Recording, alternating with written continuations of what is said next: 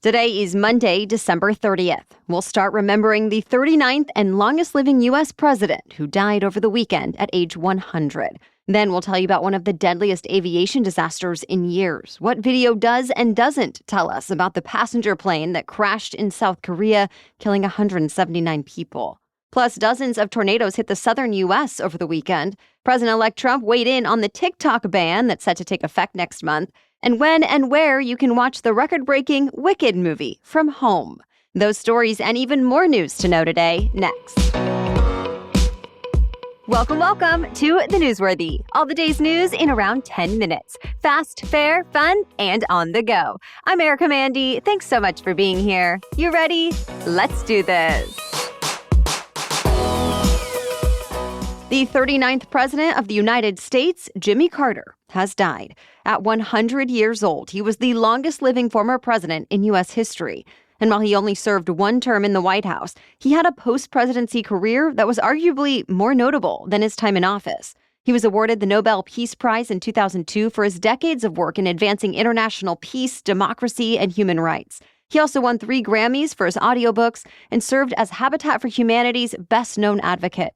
The Carter Center confirmed he died peacefully yesterday at his home in Plains, Georgia, surrounded by family. The former president had been receiving hospice care for more than a year. Outside the Carter Center in Atlanta, bouquets of flowers began to pile up yesterday. President Biden has scheduled a state funeral in Washington, D.C. for January 9th, saying it'll be a national day of mourning across the U.S. He also ordered U.S. flags to be flown at half-mast for 30 days.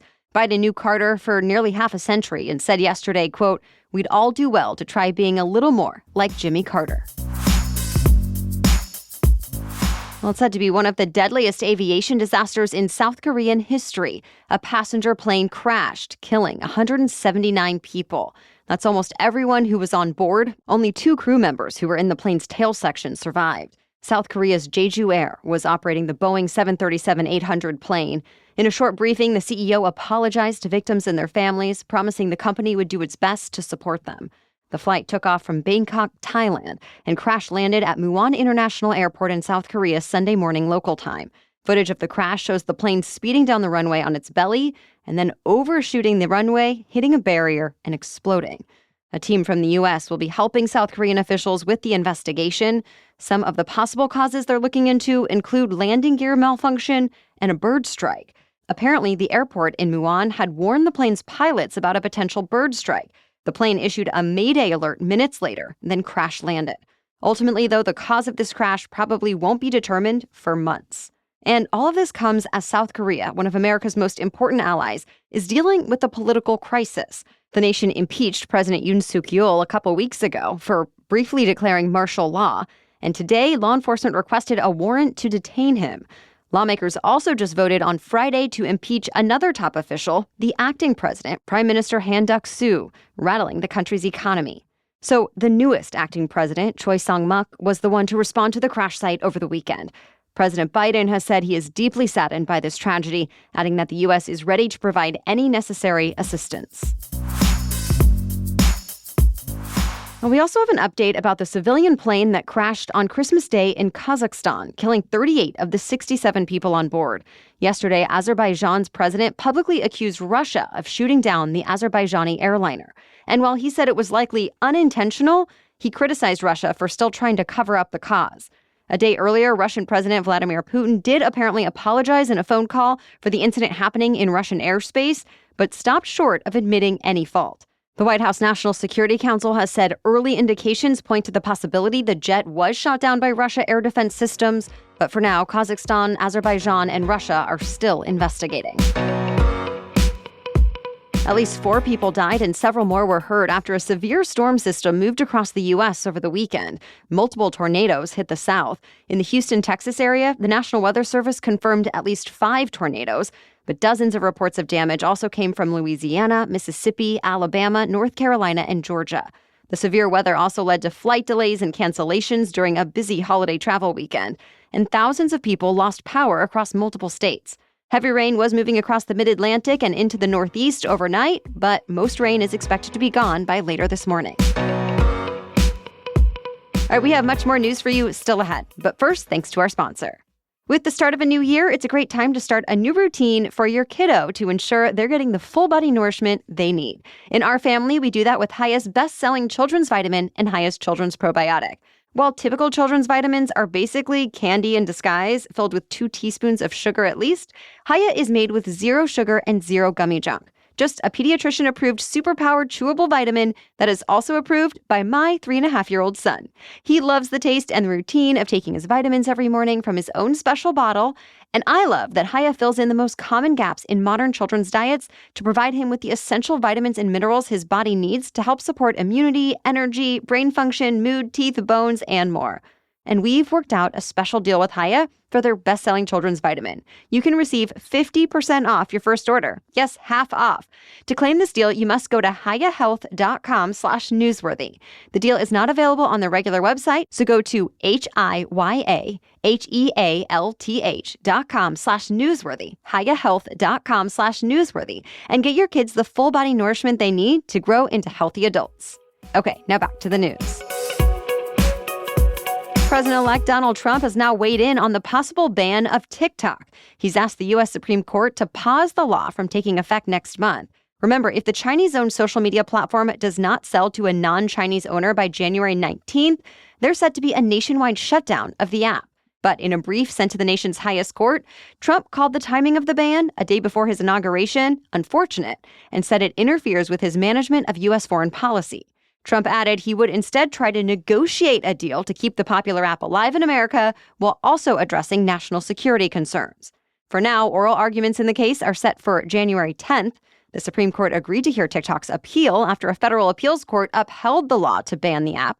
Lawyers for TikTok have called the ban unconstitutional, arguing the ban blocks free speech rights of both the company and its 170 million American users. Justice Department officials, though, say the law, which was passed by Congress with bipartisan support, does not block First Amendment rights. It just prevents a foreign adversary from potentially accessing the data of millions of Americans. Trump's concerns about the ban are a change from his last time in the White House when he unsuccessfully tried to shut down the app. So, to be continued. There's been a heated debate in recent days among supporters of President-elect Trump, and it's over one of Trump's top issues, immigration. Specifically over skilled immigrants who come to the U.S. legally through H1B work visas. Trump's richest supporter, Elon Musk, posted several times to his platform X about his support for these types of visas. In response to criticism over the program, Musk fired back, saying the reason he's in America, along with many critical people who built his companies like SpaceX, Tesla, and others, is because of H1B. He even posted that he was ready to go to war on this issue to keep America competitive, and for his critic to, quote, F yourself in the face. But many of Trump's core supporters, so-called MAGA diehards, strongly disagreed, saying the program has been abused and needs to be changed. Some argued the H-1B visa program favors cheaper foreign-born workers for jobs they say should be going to Americans. Former Trump advisor Steve Bannon even called the program a scam and referred to Musk as a toddler. Well, now it appears President-elect Trump is taking sides. Even though Trump has pledged to end the program in the past, he told the New York Post over the weekend that he's a fan, calling H-1B visas a great program that he's used many times. A new report found it's possible to trick ChatGPT's new search function. The Guardian reports websites with hidden content can mislead ChatGPT search when a user asks it to summarize a page. So, for example, a product with mostly negative reviews could have hidden text instructing ChatGPT to return a positive description. The Guardian's investigation also found the chatbot could give a user malicious code from websites that it searches. ChatGPT's maker, OpenAI, did not respond to direct questions about the investigation, but it said it uses several methods to block malicious websites and is continually improving. Right now, the search function is only available to paid subscribers. Separately, ChatGPT's parent company, OpenAI, officially revealed detailed plans to change its status from nonprofit to for-profit, though it's now facing legal challenges as some try to stop that transition. Stay tuned. Cases of Norovirus, a highly contagious stomach bug, are on the rise in parts of the U.S. The CDC said the disease is surging, with more than 90 outbreaks reported the first week in December. And usually there are no more than 65 outbreaks in early December. Norovirus is sometimes called the stomach flu, even though it's not actually caused by the influenza virus.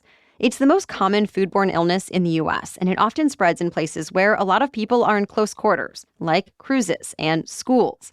Symptoms include diarrhea, vomiting, and fever, and they can start as soon as 12 hours after exposure, though most people get over the illness in 1 to 3 days.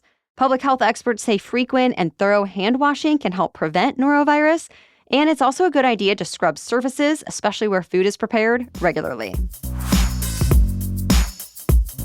Well, the movie Wicked has officially become the highest-grossing Broadway musical adaptation of all time. The musical, which hit theaters in November, has made $634 million worldwide, and that beats the previous record of $611 million set by the movie Mamma Mia in 2008. Wicked is a retelling of The Wizard of Oz, and the movie version stars Cynthia Erivo and Ariana Grande in the lead roles. It's an adaptation of the Broadway musical that opened back in 2003, making it one of the longest-running shows ever. And you can watch it at home starting tomorrow. The movie makes its streaming debut on New Year's Eve with bonus scenes, director commentary, and other special features. You do have to pay extra to watch it. It'll be available for purchase on platforms like Amazon Prime and Apple TV+. Well, that's it for the main news, so now it's time for Money Monday, when we talk about one interesting money-related news story. But first, thanks to our sponsor. So maybe you're done giving to other people in your life for the holidays, but what about yourself? Thanks to Quince, you can get quality, luxurious items at an affordable price, so no need to feel guilty.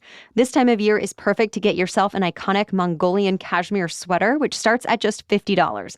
Or check out their washable silk items. I adore my washable silk tank from Quince, and that I don't need to go to the dry cleaners after wearing it. They also have beautiful jewelry, handbags, luggage, and more. I was just checking out their amazing coat options as well if you still need a new one for winter. Whatever you're looking for, all Quince items are priced 50 to 80% less than similar brands. By partnering directly with top factories and cutting out the cost of the middleman, Quince passes those savings onto you. Plus, I really appreciate that Quince only works with factories that use safe, ethical, and responsible manufacturing practices, and they use premium fabrics and finishes for that luxury feel in every piece. So gift yourself some luxury this new year without the luxury price tag. Go to quince.com/newsworthy for 365-day returns plus free shipping on your order. That's QUINCE.com/newsworthy to get free shipping and 365-day returns. Quince.com/newsworthy. Okay, now back to Money Monday.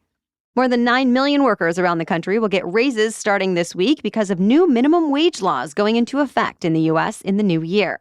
21 states are set to raise their minimum wage starting January 1st, along with more than 40 cities and counties. 8 of those states will have minimum wages of at least $15 an hour. Overall, the increases are expected to mean $400 more per year on average for someone working a minimum wage job full-time. Later in 2025, 5 more states and more than 20 local jurisdictions will also lift their minimum wages. So in total, it'll be a record number of states, cities, and counties to increase the minimum wage in 1 year. The federal minimum wage, though, is still $7.25 an hour. It's been at that rate since 2009, the longest it stayed flat since the law was put in place during the Great Depression. Well, thank you so much for joining us and listening today. We'll be back with even more news to know tomorrow, which will be our final episode of 2024. And we would love for you to join us as a Newsworthy Insider in the new year. You'll be supporting our work each day, and you can listen to episodes ad-free. So sign up for your free trial now at thenewsworthy.com/insider. And by the way, Wondery Plus subscribers can listen to episodes of The Newsworthy ad-free in the Wondery app. For now, have a great day.